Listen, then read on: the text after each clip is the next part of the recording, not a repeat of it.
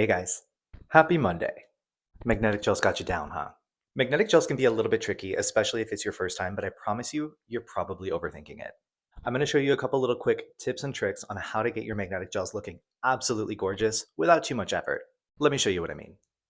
For today's demonstrations, I'm going to be using Terra Blue. This is TM56 from the new Kokoist Terra Magnet series. A blue base with a really beautiful magnetic champagne. When working with magnetic gels, especially if you're not super duper comfortable, I do want to advise you to try and work in smooth, even, thin layers. You want to make sure that there's no bubbles and no streakiness in that glitter that you're seeing, because that will translate through the effect that you're getting, as well as since these colors are kind of a jelly base, if you work in a really thick layer, it can often end up looking a little bit uneven. And because these colors have a little bit of a translucent color base, it's really great. You can layer these over top of other colors, but if you are looking to get that really kind of more solid blue effect, you can take your magnet. This is the Max Magnet from Coco. It's a very strong magnet. And on that first layer, you can deactivate all of the glitter so that you're left with just that jelly shade and go ahead and cure that.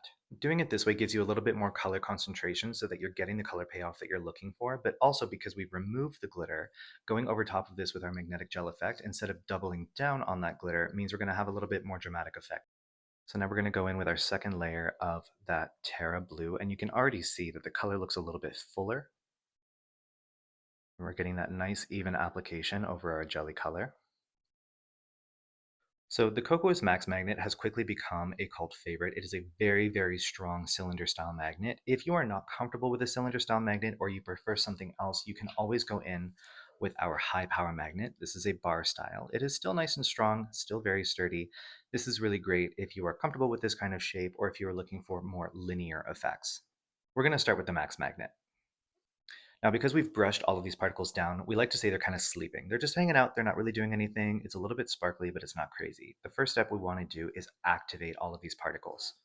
So we're going to take our Max Magnet and we're just going to slowly start working from the side. And you can see all of those particles kind of working their way to the one side now. Already looking really beautiful.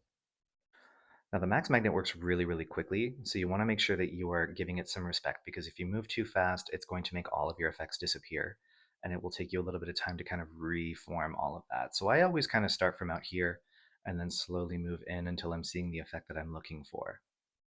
What I like to do next is just run down the opposite side, and it's going to kind of open up all that glitter and create an overall shine on the entire nail.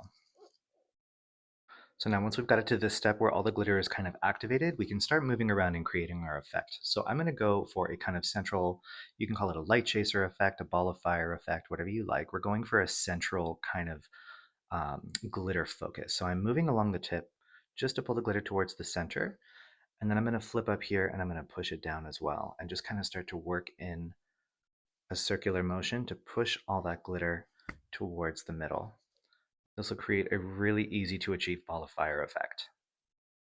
After you've created your effect, I highly recommend flash curing. If I just sit here for a moment and let it sit uncured, you'll see that the effect slowly starts to kind of fade and lose its drama.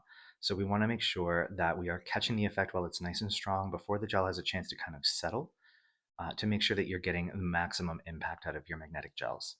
Now, if you play with it too much and your glitter kind of runs away, it disappears, right? You have two options here, especially with the Max Magnet.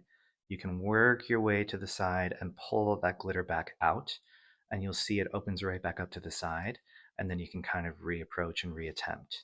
If you feel like this is too much and you're losing it and you're having a lot of problems, all you have to do, you do not have to wipe this.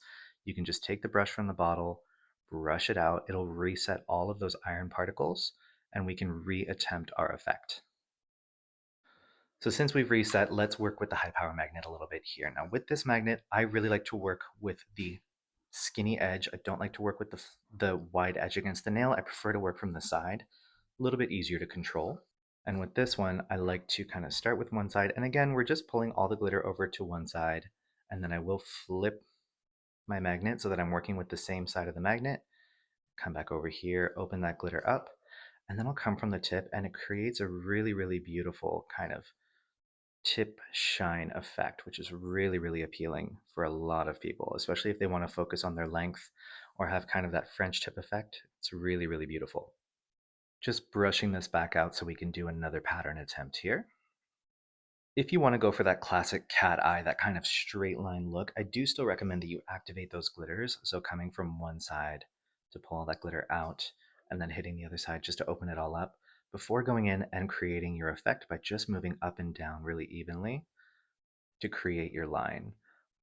By waking those particles up first and then creating your design, it just makes sure that the design you create is going to be really dynamic and that all the particles are going to be activated. So you're going to get really good payoff.